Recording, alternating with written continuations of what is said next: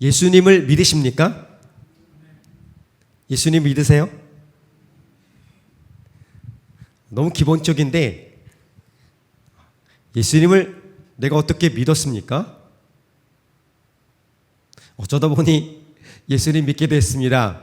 근데 곰곰이 생각해 보면 내가 예수님을 믿게 된 그 어떤 배경들과 그 상황들 또 진행돼가는 어떤 것들을 우리가 정리할 수 있습니다.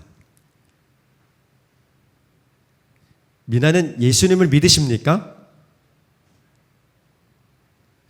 예수님이 나의 죄를 위해서 십자가에 죽으신 것과 그리고 그분이 나의 구주가 되신 것을, 주님이 되신 것을 믿으십니까?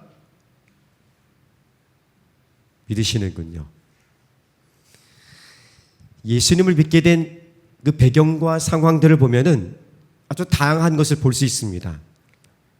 몇몇 친구들처럼 어릴 때부터 그냥 엄마, 아빠 손을 잡고 교회에 출석하고 예배를 드리다 보니까 어느 순간에 말씀이 들어오고 예수를 믿게 된 사람도 있을 것입니다. 또 어떤 사람은 교회에 그냥 아는 사람 보러 왔다가 놀러 왔다가 어떤 계기가 돼서 복음의 메시지를 듣고 예수님을 만나는 경우가 있습니다. 또 어떤 사람은 전도 집회에 새가족 전도 축제에 초청되어서 그때 예수님을 만나는 경우도 있습니다.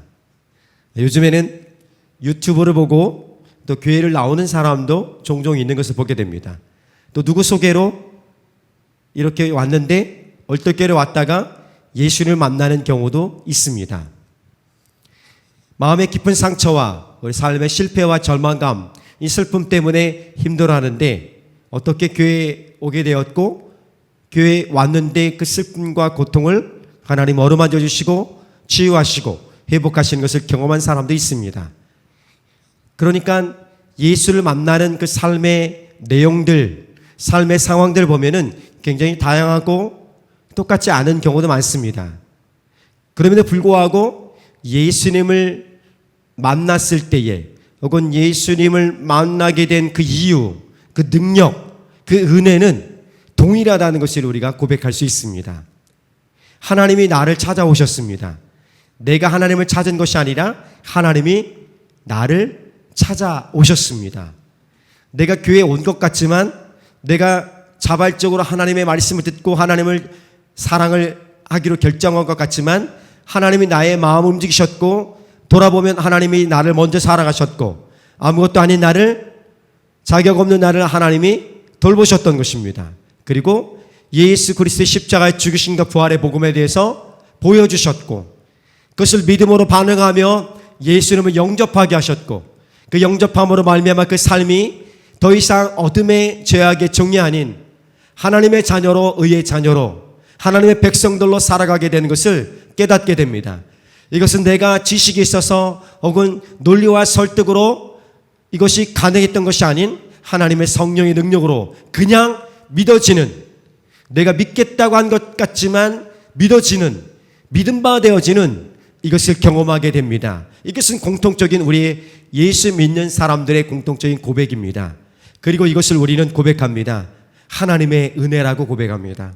하나님의 은혜, 자격 없는, 받을 수 없는 그 존재지만 하나님의 값없이 우리에게 주신 은혜의 선물이라는 것을 우리는 고백합니다. 이것이 바로 하나님의 은혜의 복음입니다. 그리고 이 복음의 능력입니다. 이 복음의 능력, 하나님의 은혜는요, 우리 힘과 능력으로 잘 가르치고 설득해서 우리 사고의 전환이 일어나서 이런 것이 아니라 아주 근본적으로 하나님의 성령에 의해서 예수 그리스도를 믿는 거예요.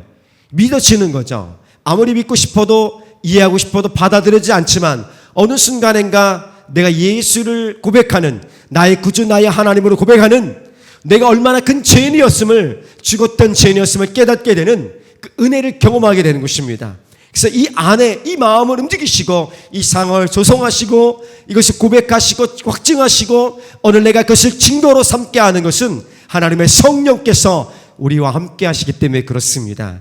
오늘 혹 예수를 나의 구주라고 고백하는 일에 게을리하고 있거나 아직도 경험이 없다면 오늘 이 말씀 가운데, 예배 가운데 하나님의 성령께서 그 마음 움직이시고 그 마음을 붙드셔서 우리 자녀들 가운데도 하나님의 성령이 많은, 그래서 예수 그리스도의 복음이 내 삶의 전부인 것을, 은혜라는 것을 꼭 경험할 수 있는 시간이 되기 원합니다.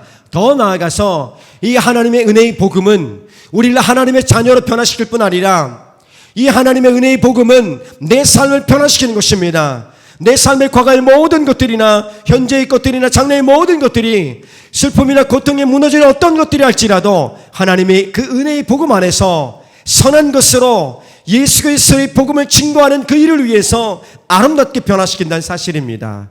이것을 내가 잊지 않고 나가는 게 중요합니다. 오늘 이 은혜를 경험하고 다시 한번 하나님의 성령께서 이 복음의 능력 안에서 나를 변화시키는 능력으로, 살아있는 능력으로 하나님의 성령과 함께하는 그 삶의 변화가 일어나기를 기대하는 마음으로 나아갔으면 좋겠습니다. 그 마음이 일어나야 돼요.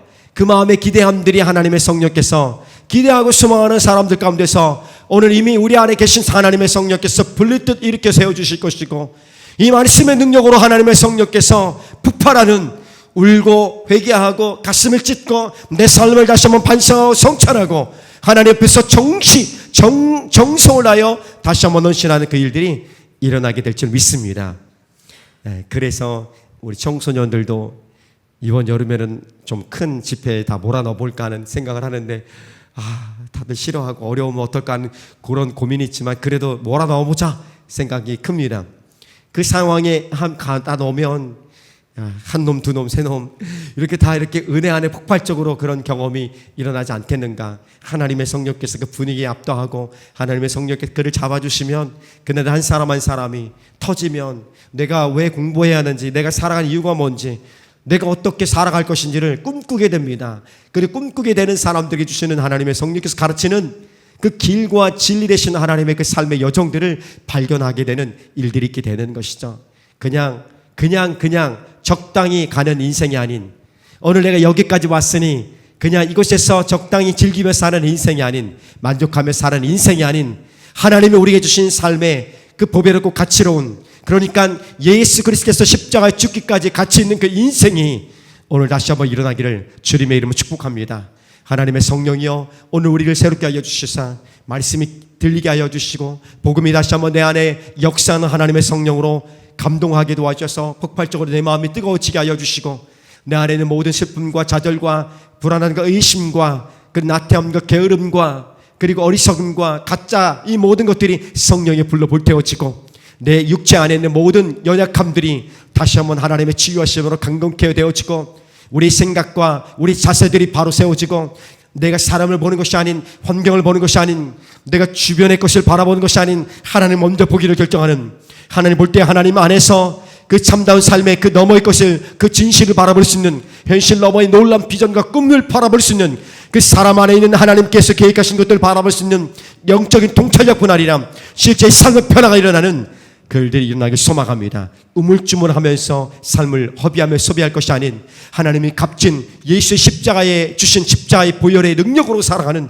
그 인생이 값진 것을 다시 한번 매일매일의 삶에서 실천하고, 매일매일 변화가 그렇게 없는 것 같아도 그 삶에 하나님의 복음으로 살아내고자 원하는 몸부림침이, 열정적으로 섬기고 원하는 일이, 최선을 다해 살아가는 일들이, 헌신하는 일들이, 섬기는 일들이 일어나야 될 줄 믿습니다.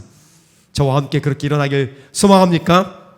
아멘. 아멘이십니까? 아멘의 문 같이 일어나서 말씀을 들을까요? 그랬으면 좋겠어요. 저처럼 그렇게 딸려왔으면 좋겠습니다. 사람을 보며, 세상을 볼 때, 나를 보며, 가정을 보며, 내 스펙을 보며, 이걸 볼 때는 이것도 감사하지 이렇게 할 수 있지만, 하나님을 보니까 다 괜찮은 거, 오케이 다 좋아. 그래서 내 눈이 열려지게 되고, 내 삶의 눈이, 내가 사랑하는 내 일터의 삶의 자리에서 만나는 사람들이, 미워할 수밖에 없는 사람들이 조금 미움이 사라지고 증오가 사라지고 예뻐 보이기 시작하고, 우리 표정이 밝아지기 시작합니다. 드디어 나타나는군요. 벌써 우리 표정이 밝아지고 시작합니다. 눈이 번쩍 뛰는 사람들이 생겨나고 시작하고요. 그래서 우리 가정에, 우리 일터에, 교회 공동체, 우리 삶의 자리에 다시 한번 하나님의 마음으로 바라볼 수 있는, 복음으로 사람을 살아갈 수 있는 그 놀라운 일들이 일어나길 축복합니다. 자, 오늘 두 가지 메시지입니다. 이 마음을 가지고 한번 따라해 봅시다. 첫째, 복음은 하나님의 은혜입니다. 하나님의 은혜라는 것이 분명합니다. 하나님의 은혜. 복음은 자격 없는 자에게 주시는 하나님의 구원의 선물. 그것이 바로 은혜입니다. 이것은 하나님의 은혜라는 것을 꼭 기억하길 주님의 이름으로 축복합니다. 바울이 예수를 만나기 전에 얼마나 유대교 율법에 충성했는지 오늘 본문은 간략하게 이야기합니다. 1장, 갈라디아서 1장 13절과 14절을 같이 한번 큰 소리로 한번 읽어보겠습니다. 자, 시작. 내가 이전에 유대교에 있을 때에 행한 일을 너희가 들었거니와 하나님의 교회를 심히 박해하며 멸하고 내가 내 동족 중 여러 영갑자보다 유대교를 지나치게 믿어 내 조상의 전통에 대하여 더욱 열심히 있었으나 이렇게 말씀합니다. 바울이 예수를 믿기 전에는 그가 믿는 바, 그러니까 유대교죠. 유대교의 율법에 온전히 헌신했습니다. 그 누구보다도 그의 선배들, 그의 앞선 사람 그 누구보다도 뒤지지 않을 만큼 열정적이었고 헌신적이었습니다. 그래서 유대교의 적대적이었던 유대교를 업신여기는 율법에 어긋난다고 생각하는 예수, 그리고 예수를 믿는 사람들에 대해서 박해했습니다. 박해했다는 그 안에는요, 사람들을 율법에 의해서 처단까지 했다는 것이죠. 죽이기도 하고 감옥에 가두기도 했던 것입니다. 청년 바울은요, 자기가 믿는 바에 대한 그 확신과 그 확신을 가지고 살아가는 실천하는 능력이 탁월했던 것입니다. 그 누구에게도 뒤지지 않을 정도로 탁월했던 것이죠. 그 마음의 열정이 얼마나 대단했는지 예루살렘에서 그 일들을 감당하다가 예루살렘 북쪽으로 올라가면 지금의 시리아 땅입니다. 시리아의 수도였던 다마스커스입니다. 다마스커스까지 가서 그쪽에서 예수를 믿는 사람을 잡아오기 위해서 원정을 떠났던 것입니다. 그럴 정도로 열정적이고 헌신이었고 굉장히 움직임이 실천력이 강했던 사람입니다. 그렇지만 여기서 우리는 알고 있듯이 열정보다 중요한 것은 목적이고요. 그리고 속도도 중요하지만 속도보다 먼저 생각해야 될 것은 방향이라는 것입니다. 내가 믿고 있는 바가 분명한 진실인지, 내가 믿고 있는 복음이 진짜 복음인지, 혹은 복음에 그 어떤 것을 더해서 지난주에 말씀을 나눴듯이 복음에 다른 어떤 것을 더해서 다른 복음을 만들었고 그 다른 복음을 믿으면서 다른 사람들에게 다른 복음을 강요하고 있지 않은지는 진지하게 하나님의 성령 안에서 성찰하고 또 성찰해야 되는 것입니다. 오늘 다른 복음은 복음의 다른 것을 더한 다른 복음은 사이비 복음이고 가짜 복음인 것입니다. 더 이상 복음이 아니라고 분명하게 선언하고 있습니다. 그래서 우리가 오늘 다시 한번 내가 믿는 복음이 하나님이 주신 은혜의 복음의 진짜 복음인지를 확신한 다음에 이 복음이 나를 어떻게 변화의 자리로 내 삶을 이끌고 있는지, 아니면 이 복음이 진짜 복음임에도 불구하고 내 삶에 그 어떤 도전과 변화도 일어나지 않고 있다면 하나님 나를 다시 한번 이 무뎌진 마음에 내가 이 세상에 살아가는 것이 바빠서 살아내는 것이 힘겨워서 하나님 없이 살아가는 그런 주일마저도 그렇게 맹목적으로 형식적으로 내 마음과 뜻을 정하지 못하는 이 마음들을 깨트려 주시고 내 안에 있는 불순물들을 성령의 불로 불태워 주시옵소서.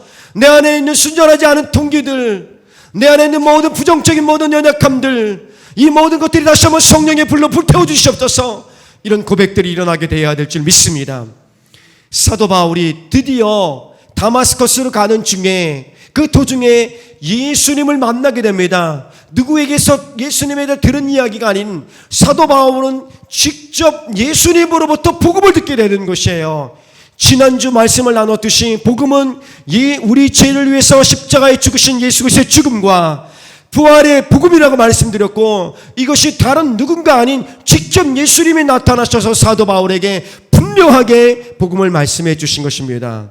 이 복음 대신 예수님을 사도 바울은 다메섹으로 가는 도중에 만난 것입니다. 그 만나고 그 삶이 복음으로 인하여서 하나님의 은혜인 것을 경험하고 깨달음으로 말미암아 그가 오늘 갈라데 교회에 간직하며 내가 예수님을 만났던 신앙의 고백들을 간증하며 선포하고 있는 것입니다.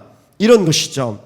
갈라디아 교회에 문제가 있었다고 지난 말씀을 드렸죠. 다른 복음, 그러니까 예수 그리스도의 십자가의 죽으심과 부금으로 말미암아 그리스도인이 된다는 이 사실 외에 율법의 어떤 것들을 더한 것들, 의식법, 먹는 부정한 것을 먹지 말라고 하는 것, 할례를 받아야 되는 것, 주의를 지켜야 하는 것, 뭐 이런 것들에 대해서 더하여서 그래야만이 그리스도인이 된다고 강요하니까 이것은 다른 복음이고, 이 다른 복음은 복음이 아니다, 사입이 가짜 복음이다, 정확히 바울이 1장 1절부터 9절 10절에서 말씀해 주고 있는 것입니다. 그들에게 다시 자기 간증을 통해서 이제 고백한 것입니다. 이 바울의 간증은 우리 간증과 같은 것이죠. 여러분이 강조하는 율법, 그 율법에 대해서는 나도 잘 알고 있습니다.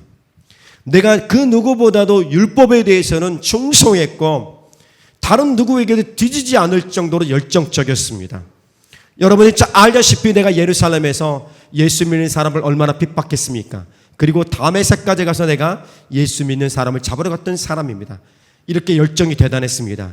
그런데 내가 그 가던 중에 예수를 만났고 예수님의 그 복음을 들었고 내가 그 하나님의 은혜 안에 그냥 엎어졌습니다. 그것은 내가 하나님을 찾은 것도 아니고 내가 하나님의 사랑을 원했던 것도 아니고 내가 뭐가 구원이 필요해서 아쉬운 것이 있어서 하나님을 찾은 것이 아닙니다. 하나님이 나를 먼저 찾아오셨습니다. 예수님은 나를 찾아오셨고 예수님이 나를 얼마나 사랑하신지 그것을 보여주셨습니다. 그리고 내가 그 예수님 앞에 나아갈 때에, 예수님이 자신을 보여줄 때에, 그 십자가의 죽으심을 보여줄 때에 내가 얼마나 큰 죄인인지를 깨달았습니다. 내가 어마어마한 죄인이었고 죽었던 죄인인 것을 깨달았습니다. 그런 나를 예수님께서 십자가 죽으심으로 말미암아 내 죄를 용서하셨고 그리고 하나님 나를 사랑하셨습니다. 이것이 진리, 이것이 복음입니다. 하나님이 나를 먼저 사랑하셨고 나의 의와 나의 열정과 율법에 대한 헌신에서 충성해서 그렇게 하나님 나를 찾아온 것이 아닙니다. 나의 자격은 아무것도 없습니다. 그런데 하나님이 나를 찾아오셨고 나를 먼저 사랑하셨고 나를 위해서 십자가 죽으셨던 것을 보여주셨기 때문에, 그 하나님께서 나를 보여주신 그 복음 때문에 내가 완전히 뒤집어졌고 내가 여러분에게 이렇게 예수를 믿는다고 고백한 것입니다. 하나님이 나를 구원하셨는데 그 구원하심이 예수 그리스도의 복음을 증거하기 위해서 나를 세우신 것입니다. 이것을 사도 바울은 갈라디아 교인들에게 간증과 함께 고백하고 그것을 정확히 말씀해 주고 있는 것입니다. 바울이 간증을 통해서 어떤 기대와 어떤 목적이 있었습니다. 자신을 반대하고 자신의 복음에 그 없던 것을 더해서 다른 복음을 전하는 그들의 주장에 대해서 반박하기 위한 것이고, 더불어서 동시에 그 반박의 최종 목적이 아닌 진짜 복음, 참 복음, 은혜의 복음, 하나님의 복음이 이것입니다라고 설명하며 내가 그 하나님의 복음으로 말미암아 직접 받은 예수 그리스도의 복음으로 말미암아 변화되었습니다. 내 변화된 삶은 신분의 변화뿐 아니라 하나님의 은혜의 복음의 삶은 내 삶을 예수 그리스도의 복음을 증거하는 삶으로 변화시키고 있습니다. 그것을 감당하게 하고 있습니다. 이것을 말씀하고 싶어서 사도 바울이 갈라디아 교인들에게 자신의 예수를 믿은 그 간증을 하고 있는 것입니다. 오늘 이 간증으로 말미암아 바울이 갈라디아 교회의 교인들이 다시 한번 다른 복음을 깨뜨리고 온전한 복음으로 회개하게 돌아오고, 그리고 그 안에서 삶의 변화와 예수 그리스도의 복음을 향해 우리 삶의 모든 것을 집중하는, 내가 일하든 쉬든 공부하든 무엇을 하든 간에 그 모든 것이 하나님의 영광과 복음을 위한 것이 되기 원하는 그 마음의 뜨거움들이, 그 감격들이 다시 한번 일어나기 원했던 것처럼 오늘 우리의 삶에도 그렇게 하나님의 은혜의 감격들이 일어나 삶의 변화를 이끌어가기를 주님의 이름으로 축복합니다. 아멘. 한번 따라해 봅시다. 복음은 하나님의 은혜입니다. 복음은 하나님의 은혜입니다. 이 은혜라는 것은 받을 자격이 없는, 전혀 자격이 없는데 그럼에도 불구하고 값 없이 선물로 주는 것이에요. 선물의 선물. 어떤 목적과 의도와 대가를 바라지 않는, 그리고 그것을 받을 자격이 없음에 불구하고 주는 사람이 그냥 값없이 주는 것이에요. 이것이 복음이고, 그래서 복음은 하나님의 은혜인 것입니다. 내가 복음을 위해서 한 일이 아무것도 없는 것이에요. 내 의로움이나 내 자랑할 것이 아무것도 없는 것이에요. 그럼에도 불구하고 하나님 나를 먼저 찾아오셨고, 나를 찾아오셨을 뿐 아니라 나를 구원하셨고 나를 사랑하고 용서하셨고, 그래서 내가 하나님의 자녀가 되었고 하나님의 자녀로서 하나님의 백성으로서 살아가는 놀라운 변화된 삶을 만들어가는 것입니다. 이것이 바로 하나님의 은혜이고, 복음은 그렇게 하나님의 은혜이고 우리 삶을 변화시키는 능력인 것입니다. 다른 종교에서는 이런 것이 없습니다. 어떻게 자격 없는 자가 그렇게 구원을 얻을 수 있습니까? 다른 종교는 전혀 그렇지 않습니다. 자격을 갖추기 위해서 열심히 선을 행하고 어떤 그 의식이나 율법 이런 것을 철저하게 지켜가며 그들이 믿고 있는, 그들이 바라는 그 신을 향해 나아가는 것입니다. 그래서 그 신이 수준이 되었다, 오케이 되면 그렇게 구원한다고 말하지만 기독교는 전혀 그렇지 않습니다.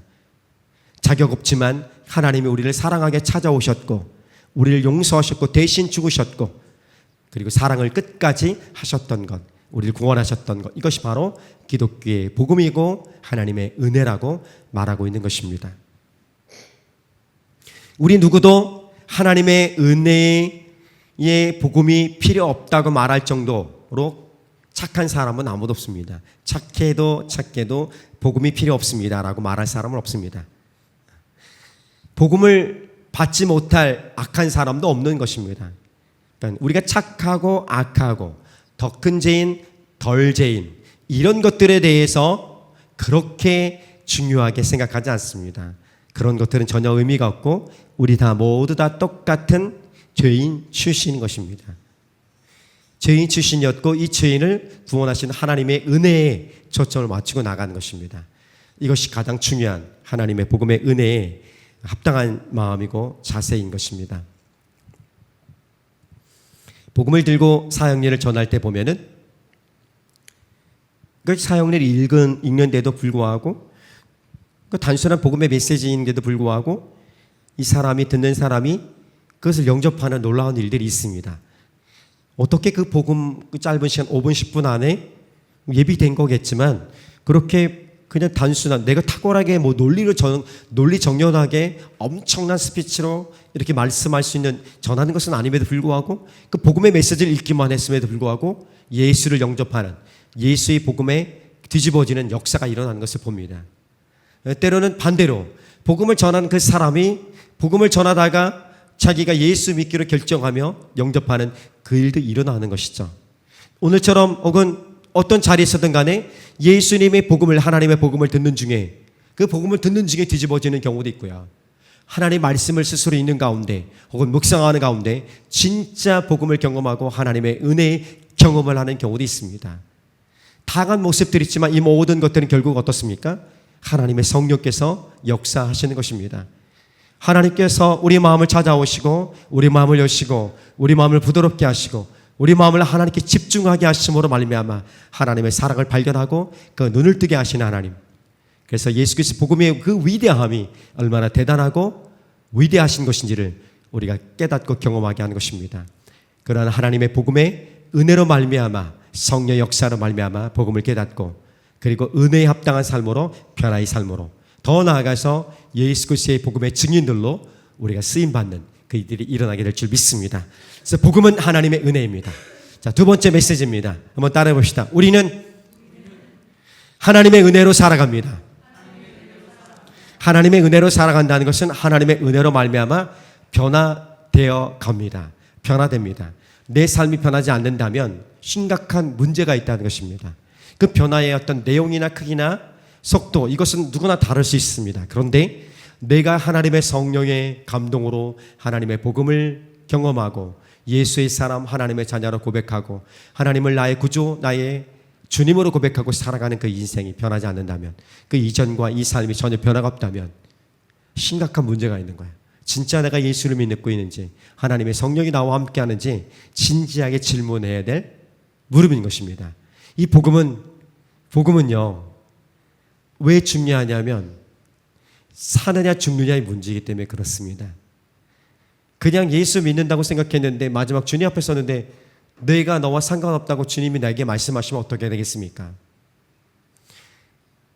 두려움을 갖게 하는 것이 아닌 내가 하나님의 성령으로 확신을 갖고 이 복음에 합당한 삶, 생명의 구원을 가지고 살아간 삶, 이 삶인 진정으로 변화가 일어난다는 것입니다. 그 삶의 목적과 가치가 예수 그리스도가 되어지고 하나님 나라의 가치가 되어지는, 지금은 많이 섞여 있지만 섞인 부분이 단번에 변화되진 않지만 서서히 우리 성격이, 아니 우리 성품이, 우리의 삶의 자세가, 행동하는 태도들이 변하고 성장해 가는 것처럼 우리 삶의 가치가 이전에 갖고 있었던 세상적 가치에서 하나님의 것으로, 하나님 나라의 가치들로 서서히 옮겨가고 하나님 우리를 다스려 주시는 하나님 나라의 삶을 살아가게 되는 것입니다. 이것이 변화이죠. 진정한 변화인 것입니다. 그 첫 번째 변화는 완전한 변화인 것입니다. 지금에서 삶으로, 어둠의 종에서 하나님의 종으로, 하나님의 자녀로, 이렇게 신분의 변화가 완벽하게 일어난 완벽한 변화인 것입니다. 이 변화에 합당한 삶을 이제 만들어가는 것이죠. 자, 예수님 만나기 전에 사도 바울도, 하나님이 그 사도 바울의 삶이, 과거 이전의 삶이 어떻게 하나님이 인도해 있는지에 대해서는 전혀 깨닫지 못했습니다. 그런데 오늘 말씀을, 신앙 고백을 하는 것을 보니까 예수를 만나고 나니까 내 삶이 하나님 손에 있었구나. 지금 예수를 만난 이 순간부터가 아니 그 이전부터 내 과거의 모든 삶, 심지어 어머니의 태로부터 하나님이 예비하시고 나의 삶의 모든 여정들을 인도하셨구나. 이 모든 것이 다 하나님이 하셨구나라는 것을 깨닫고 고백합니다. 자, 15절과 16절 말씀, 갈라디아서 1장 15절 16절 말씀 같이 한번 큰 소리로 한번 읽어보겠습니다. 시작. 그러나 내 어머니의 태로부터 나를 택정하시고 그의 은혜로 나를 부르신 이가 그의 아들을 이방에 전하기 위하여 그를 내 속에 나타내시기를 기뻐하셨을 때에 내가 곧 혈육과 의논하지 아니하고. 지금 사도 바울이 예수를 만난 다음에 그 깨닫는 것들 고백하는 것입니다. 내가 이전에 몰랐지만 하나님이 나를 이렇게 사랑하시고 내 삶에 관심을 가지시고 내 삶을 이렇게 인도하셨다는 것을 고백합니다. 그것은 심지어 어머니 태로부터, 더 나아가서 창조부터, 태초부터 하나님 우리 삶을 예비해 두셨다고 우리는 믿음으로 고백합니다. 실제로 그런 것이죠. 하나님이 예수 믿은 다음부터, 예수 믿는 순간부터 그 다음의 삶만 인도하신 것이 아니라 내 과거의 모든 삶까지도 하나님이 내 삶을 조율하시고 인도하셨다는 것을 고백하게 됩니다. 아니, 하나님이 하셨다면 그 과거의 삶이, 그 바울의 과거의 삶이 그러도록 내버려 두셨을까요? 하는 의문과 질문을 할 수 있습니다. 아니, 바울이 어떤 삶을 살았습니까? 예수 믿는 사람을 핍박하고 죽이고 감옥에 가두지 않았습니까? 그가 아무리 탁월한 스펙을 가진 사람이라 할지라도 그렇게 하나님에 대해 적대적이고 하나님의 복음에 반대의 편에 섰던 사람인데 어떻게 그 삶을 하나님이 인도하셨다고, 하나님이 하셨다고 그렇게 말할 수 있습니까? 하나님, 내 삶을 돌아보면 내 과거의 삶이 얼마나 슬픈지 아시지 않습니까? 비참했던 삶, 억울했던 삶, 고통스러웠던 삶, 육체나 마음이나 관계나 재정에서나, 그리고 그 삶이 얼마나 힘겨웠는지를 주님 아시지 않았습니까? 근데 그 삶이 어떻게 하나님이 함께 하셨는데 그냥 내버려 두셨습니까? 그것은 하나님이 함께 하셨다고 말할 수 없는 거 아니겠습니까? 그런 의문과 질문들을 던질 수 있습니다. 그럼에도 불구하고 사도 바울이 고백합니다. 어머니의 태로부터 하나님이 나의 삶을 인도하셨고 이 모든 것이 하나님이 하신 일입니다 라고 고백합니다. 이 고백이 맞습니다. 비록 우리가 하나님 앞에 부끄러운 죄와 허물이 있을지라도, 고통과 슬픔과 억울함과 분노의 과거의 경험적인 삶이 있을지라도 하나님 그 모든 것을 예수 그리스도의 복음으로 말미암아 변화시키시고요, 그리고 변화된 삶을 향해서 하나님의 복음을 위하여서 새롭게 변화시켜 사용하는 능력이 있다는 것입니다. 그래서 우리가 자격 없는, 하나님의 자격 없는 그런 죄인의 종이었지만 하나님이 찾아오셔서 은혜의 복음으로 말미암아 우리를 건져내어 주셨기 때문에 우리 삶이 새롭게 해석되어지고 과거의 삶조차도, 과거의 그 없던 경험조차도 하나님의 복음의 눈으로 새롭게 해석되어지고 새로운 변화의 삶으로 하나님 나라를 위해서 쓰임받는 것으로 그렇게 만드신다는 사실을 고백하고 있는 것입니다. 바울이 특별히 예뻐서 그랬을까요? 바울의 스펙이 탁월해서 바울만 그런 고백을 했던 것일까요? 그렇지는 않습니다. 바울뿐 아니라 우리도 역시 마찬가지죠.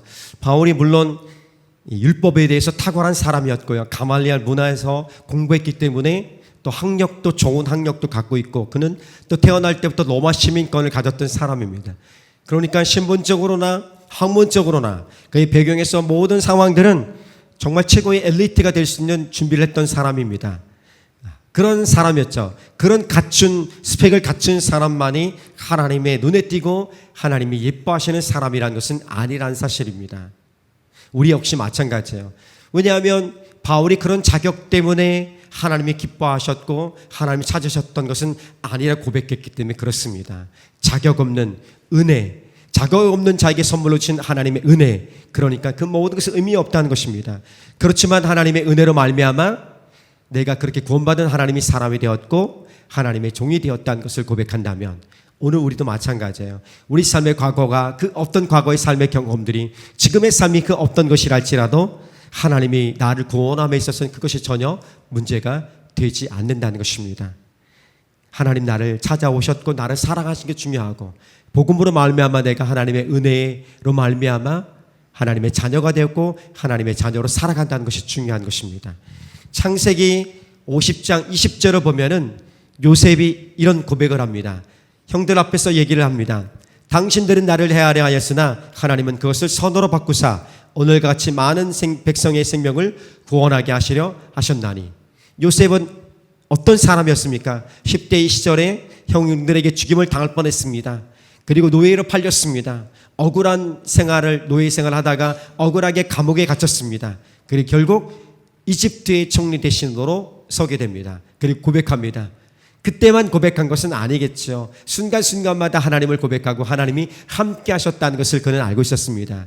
그가 고백하는 것은 뭐냐면 이 모든 내 삶의 여정들은 죽을 뻔했고 감옥에 갇혔고 억울한 것들, 분노한 것들, 이 모든 실패와 연약함들, 이것들은 다 하나님이 우리를 구원하시기 위한, 나를 통해서 하나님이 백성들을 구원하시기 위한 하나님의 계획이고 하나님이 하신 일입니다 라고 고백한 겁니다.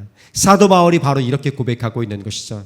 내 비록 예수 믿는 사람을 핍박하고 예수 믿는 사람을 죽이고 잡아 가두었지만 그런 하나님 나의 부끄러운 모습까지도 변화시켜서 누군가를 향해서 오늘 그것이 중요하다고 말하는 율법의 행위를 강조하고 있는 그들에게 단호하게 말하신 복음이 이것이라 말할 수 있는 그 경험이 될 수 있고 그렇게 쓰임받을 수 있는 것처럼 그 모든 슬픔과 어려움과 죄악과 부끄러움이랄지라도 하나님 손에서 나는 변화되어서 쓰임받는 도구로 새롭게 태어날 수 있다는 것을 말씀해 주고 있는 것입니다.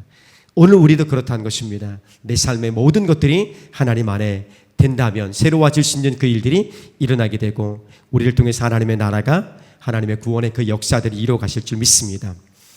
우리가 그렇게 하나님의 은혜로 변화되었는데 변화되었음에도 불구하고 뭔가 그 과정들이 좀 필요한 것은 필요합니다. 그리스도인이 되는 것에 있어서는 하나님의 은혜의 복음밖에 없습니다. 그리고 하나님의 은혜의 복음으로 그리스도인인 사람들은요 뭔가가 새롭게 변화되는 삶으로 나아가고 있는 것입니다. 그 변화의 삶을 위해서 사도 바울은 3년 동안 아라비아라는 지역에서 훈련하고 친밀하게 하나님과의 경험을 갖게 된다고 가서 썼다고 얘기합니다. 다른 말씀은 없지만 갈라디아서만큼은 얘기하고 있습니다. 17절과 18절은 그렇게 말씀합니다. 자, 마지막 한번 같이 읽어볼까요? 17절과 18절 말씀. 또 나보다 먼저 사도된 자들을 만나려고 예루살렘으로 가지 아니하고 아라비아로 갔다가 다시 다메섹으로 돌아간노라. 그 후 3년 만에 내가 게바를 방문하려고 예루살렘에 올라가서 그와 함께 15일을 머무는 동안, 자, 3년 동안 어디에 머물렀냐면 바울이 이 아라비아라는 지역입니다. 이 아라비아는 지금의 이 아라비아를 얘기하지 않고 그 당시 아라비아는 어떤 지역이었냐면 나바테의 왕국이었습니다. 나바테의 왕국이 어디냐면 이스라엘이 있으면 이스라엘 옆에 요르단이 있습니다. 요르단. 그리고 요르단 위쪽으로 이스라엘 위쪽으로 가면 시리아 쪽이 있고요. 레바논 시리아 그쪽 정도 요르단하고 그 다음에 이렇게 홍해를 건너가면 사우디아라비아가 엄청 크게 있지 않습니까? 사우디아라비아에서 약 그 북서부 지역 요 지역을 통치하고 있었던 왕국이 나바테의 왕국이었습니다. 근데 이 나바테의 왕국을 로마가 정복했던 것입니다. 그리고 그 지역을 아라비아라고 당시 얘기했습니다. 그러니까 사도 바울이 다메섹, 시리아에서 예수를 믿은 다음에 그 어떤 아라비아 어떤 지역이 정확하지 말씀하지 않지만 그 아라비아에서 3년 동안 머물게 됩니다. 그 3년의 시간에 어떻게 보냈을까요? 예수와 함께 깊은 교제의 시간을 갖게 되겠죠. 하나님의 자녀로서 하나님의 말씀에 대한 해석들, 자기의 삶에 대한 해석들, 반성들, 그리고 새로운 삶의 사명들을 다시 한번 세워가는 그 일들을 갖게 되는 것입니다. 그 후에 3년 후에 예루살렘으로 와서 사도 베드로와 그리고 야고보를 만나게 됩니다. 그 만났던 그 이유가 있습니다. 자신이 예수로부터 받은 복음과 이 복음의 내용들이 사도들이 증거하고 있는 복음, 예수 그리스도의 복음과 같은 것인지를 확인합니다. 일치한다는 것입니다. 예수님이 자신에게 주셨던, 직접 주셨던 복음이 사도들이 가르쳤던 그 복음과 일치한다는 것을 확증하고요. 그 확신을 가지고 증거하고 있는 것입니다. 3년의 시간 동안 훈련했던 것처럼 사도 바울이 그런 훈련의 과정을 통해서 얼마나 변하겠습니까? 우리 삶도 마찬가지입니다. 우리 삶도 그렇게 변화의 삶을 만들어가는 것입니다. 때로는 말씀의 묵상을 통해서, 때로는 예배의 훈련을 통해서, 때로는 깊은 기도의 시간을 통해서, 때로는 헌신과 봉사를 통해서, 우리 삶의 자리에 맡겨진 사명의 충실함을 통해서 하나님과 끊임없이 교제하면서 하나님을 생각함으로 말미암아 우리 변화되어 가고 있는 것입니다. 이 변화는 그리스도인이 되기 위한 변화가 아니라 그리스도인으로서 하나님 아버지의 기쁨이 되기 위한 어떤 훈련이라는 것이죠. 구분이 좀 되어야 되는 것입니다. 그리스도인이 되기 위해서 우리가 한 일은 아무것도 없습니다. 그러나 하나님의 은혜의 복음으로 말미암아 그리스도인이 되었다면, 그리스도인이 되었을 때에 하나님이 나를 구원하신 그 은혜의 감격이 너무 좋아서, 그 사랑이 너무 커서 그 은혜의 감격이 물밀듯 일어나서 나도 하나님을 사랑하고 싶고 알고 싶고 하나님처럼 살아가고 싶어하는 그 마음에 열정이 일어난 것입니다. 훈련이 필요하겠죠. 변화가 일어나겠죠. 그래서 이 훈련은 그리스도인이 되기 위한 훈련이 아닌 그리스도인으로서 하나님을 기쁘시게 드리는 삶이라는 것입니다. 마치 누가복음 15장에서 돌아온 탕자가 자신을 아들로 받아주신 아버지의 기쁨이 되기 위해서 아버지의 충성하기를 결정하며 아버지를 기쁘시게 드리기 위해서 그의 삶을 온전히 헌신했던 것처럼 우리가 그리스도인이 되었기 때문에 하나님을 닮아가기 위해서 예수를 영원롭게 하기 위해서 예수님처럼 생각하고 예수님처럼 살아가기 위해서 훈련하고 힘들어도 참고 견디고 끝까지 인내하고 충성하며 우리의 삶을 헌신하는 것입니다. 이 훈련의 시간을 멈추면 안 되는 것이죠. 그래서 이것을 다시 한번 가능하게 하고 변화의 자를 일으키는 것은 하나님의 성령이 우리를 그 은혜의 복음을 경험케 했던 것처럼 역시 하나님의 성령이 그리스도로서 예수를 닮아가는 그 일에 우리를 이끌 것이고 우리 삶을 헌신케 하실 것입니다. 이 일에 다시 한번 우리가 다시 불릴 일어나기 원하고 우리가 하나님의 은혜의 복음이 다시 한번 살아 역사할 수 있도록 기도하며 우리 삶을 충실하기를, 그래서 삶의 변화가 일어나기를 예수님의 이름으로 축복합니다.